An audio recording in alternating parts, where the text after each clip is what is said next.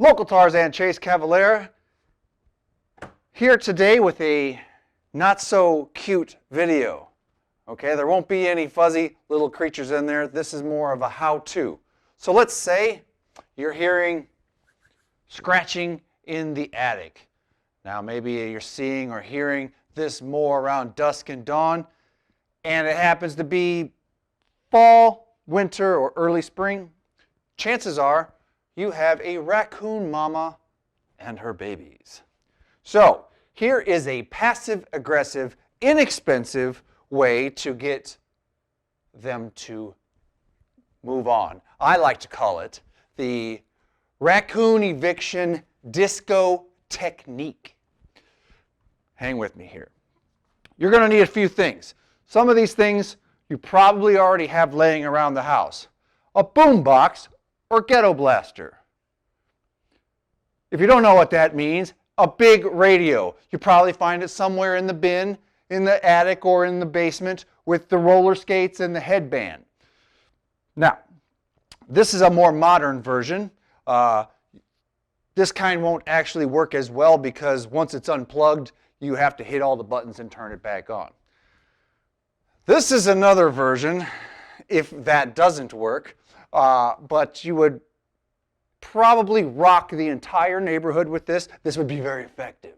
However, you may also give yourself a hernia or slip a disc trying to get it into the hatch in the attic. Here's some other implements you might want. An extension cord, or this is an extension cord, a strobe light, or other effect for party light of some sort of nature. You may need one of these. A timer, probably about $5 from the store. This can add a little extra effect for you. So let's get into this. So, what we want to do is be obnoxious. We're going to take boombox, aka ghetto blaster, and put it into the attic after you have already turned it on quite loud and to an obnoxious station. Okay? You could try just having it down in the rest of the rooms, but it's not going to be nearly as effective. You want to put the music in the hatch. I do not advise, I stress, do not advise climbing yourself into the attic, as most attics are really just the 2x4s and beams holding it together with some drywall screwed to that. If you step on the drywall, you're going back down. So let's not do that. Also, you may confront an angry mother. Most wildlife doesn't want confrontation, but as you know, any species on this planet is very protective of their young. So let's not have a between you and the mama. So, opening the hatch, you're probably going to need a little ladder. Get your boombox up there that's already turned on. Put it in the hole.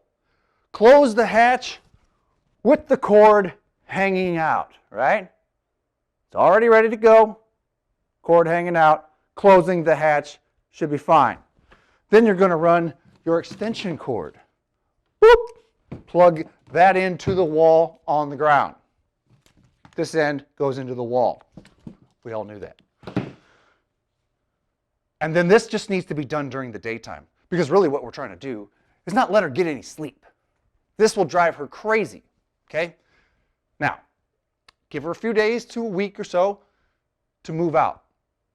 Raccoons are super smart and very compassionate. They will not leave their babies behind unless somehow they get trapped or killed.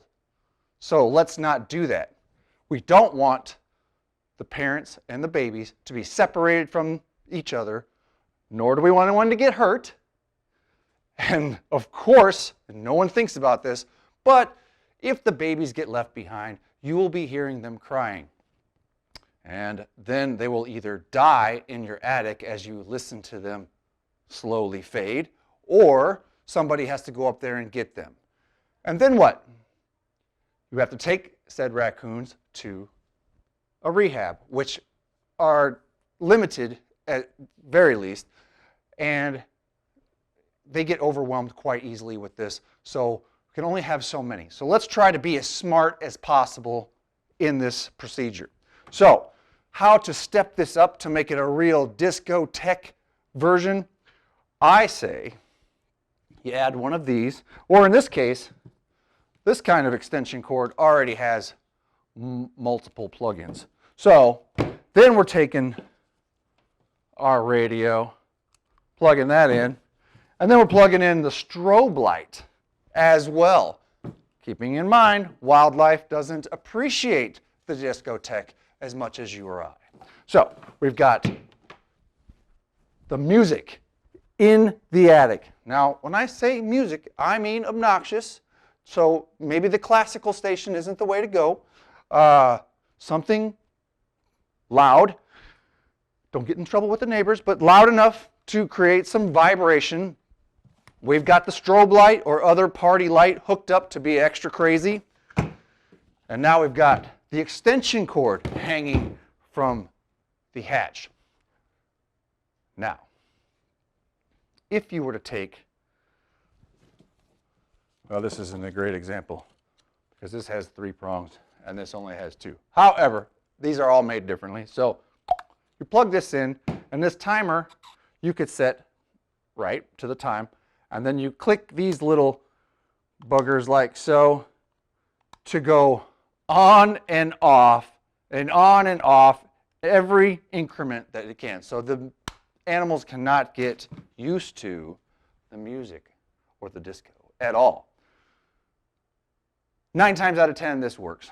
If that doesn't work, then you have to go more aggressively. Obviously, you don't want to leave them there. But let's give this a try before we get into any kind of major expense and danger. Do not attempt any trapping by yourself.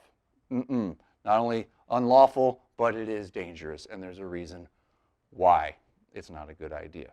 Let's let the obnoxious music do all the work for us. Now, after you haven't heard anything, haven't seen anything for a good week, turn all this nonsense off, okay?